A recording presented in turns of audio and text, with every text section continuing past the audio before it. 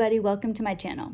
My name is Sharon, and this is a channel that is dedicated to all things related to narcissism. When learning about narcissism, one of the most common questions people have is, do they know what they're doing? The cruelty, the abuse, it's so outrageous, so off the charts, it seems impossible that they actually know what they're doing. They must not know. No one could be so cruel, so insane, it just isn't possible. And especially if you're in a romantic relationship with a narcissist, you believe you know who they are. It's a little bit different if it's a parent. I grew up and my father is a narcissist. He's still a narcissist. My mother's codependent. I didn't have a happy childhood. I didn't have a happy home. My father was always cruel. He was always abusive. He was never nice. I don't ever recall having fond feelings for him. I remember being afraid of him, seeing his face like contort in anger and being terrified. That was how I grew up. Outside of the house, he was very different, but inside the house, that's all I knew. When you're in a romantic relationship with a narcissist, it's different because the narcissist has to win you over. So when you first meet the narcissist, they're kind and considerate and loving. They're acting, they're love bombing us. I mean, there's even a phrase for it.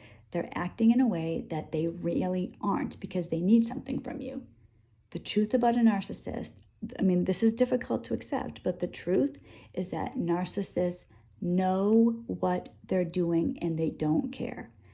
All of us, when we're in a romantic relationship, we believe we know who this person is. We look at the way that they were at the beginning. You know, first impressions really do matter, and that's who they are. We believe it to our core. So when they start acting cruel, a little bit abusive, maybe give you a silent treatment, you're confused. You don't understand. This isn't who they really are. This isn't the real one, the real them. You know the real them. And that can make such a problem in your life when you think you know how somebody is and they're exactly the opposite. Narcissists as a lifestyle lie and manipulate.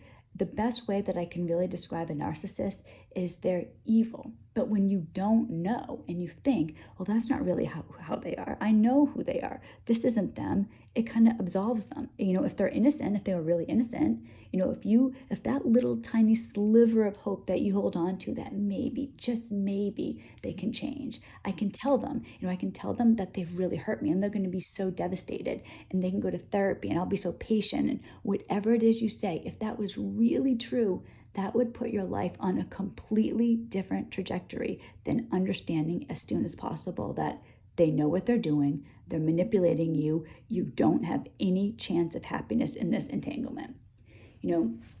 I thought for a long time, and I was living in like absolute confusion is the best way to describe this.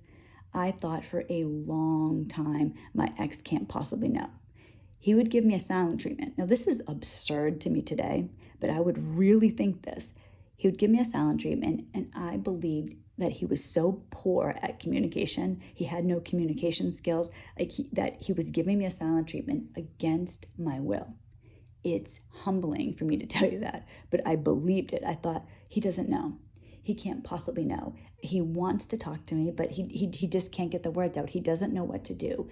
I can be forgiving. I can be understanding. And then gradually I'll draw him out. I believed that.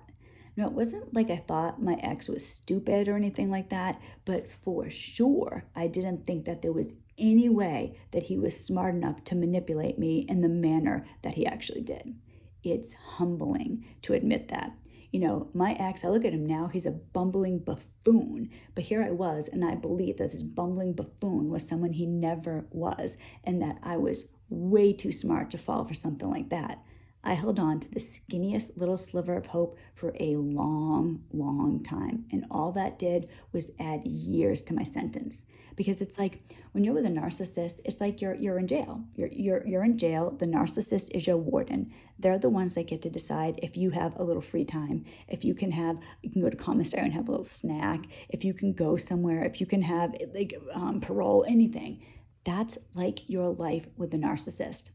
I often think that what happens to so many of us, and it's so sad when you think about it, but I want to offer some hope on the other side of this. I feel like, have you ever watched a horror movie and you'll see, somebody will go up, so their car breaks down, right? Like stereotypically, their car breaks down and they see this house. Now, it's a dilapidated building. The shutters are like falling off, It's a foggy night, the full moon's out. There's dead flowers around the yard. It's not a good place. The shingles are coming off, and you see this person walk up to the door.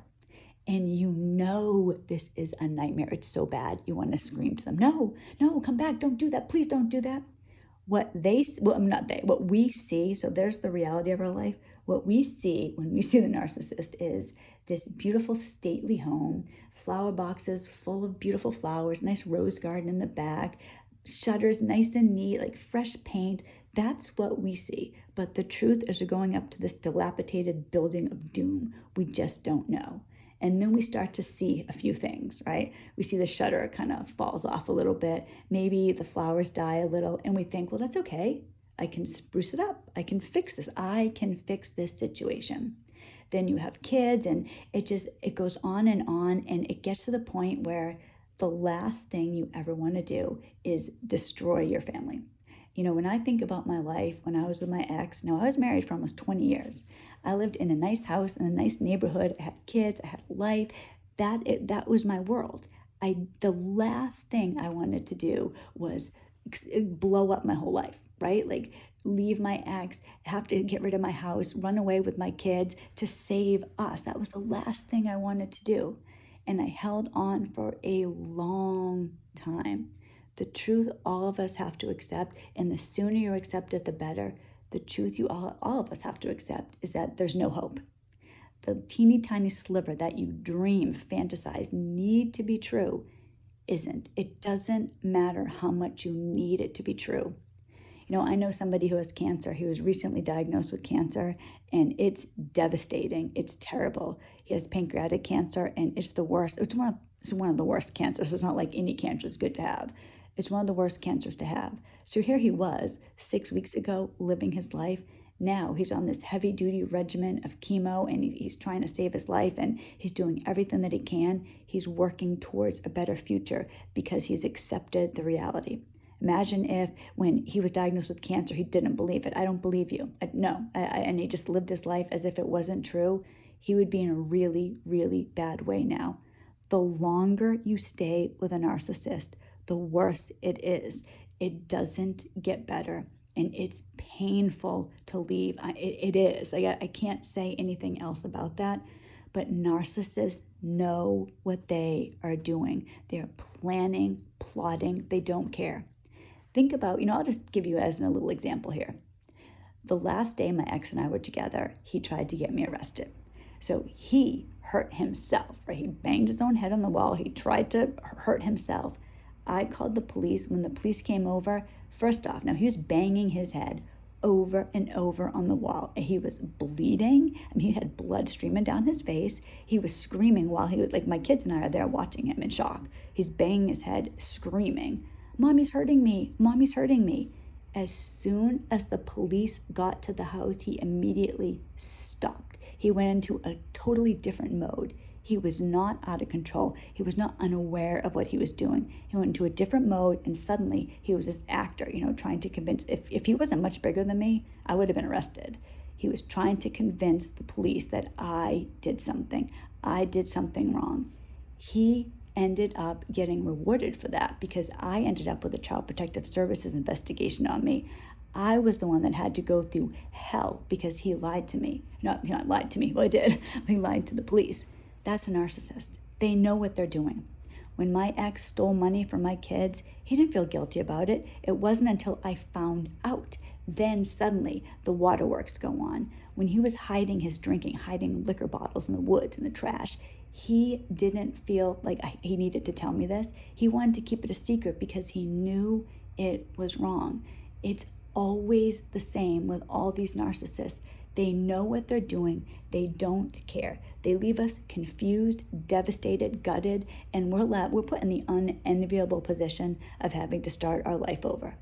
My boyfriend Joe comes on the channel a lot, and we talk about starting over in our 40s, how horrible it is. Starting over after being financially devastated, after having our life uprooted and destroyed in every way possible. But we're doing it step by step.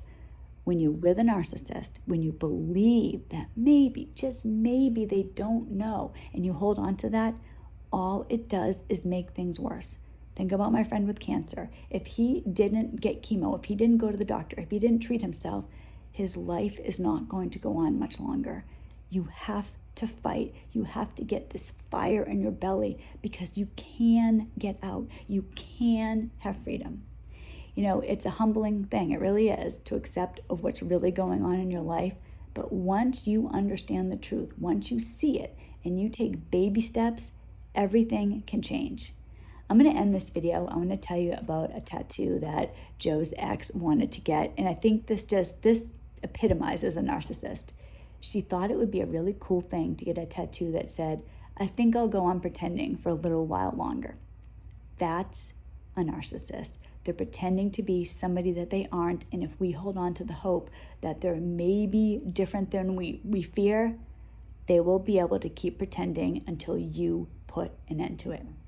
Thank you so much for watching this video. I really appreciate it. If you haven't already, please subscribe to the channel.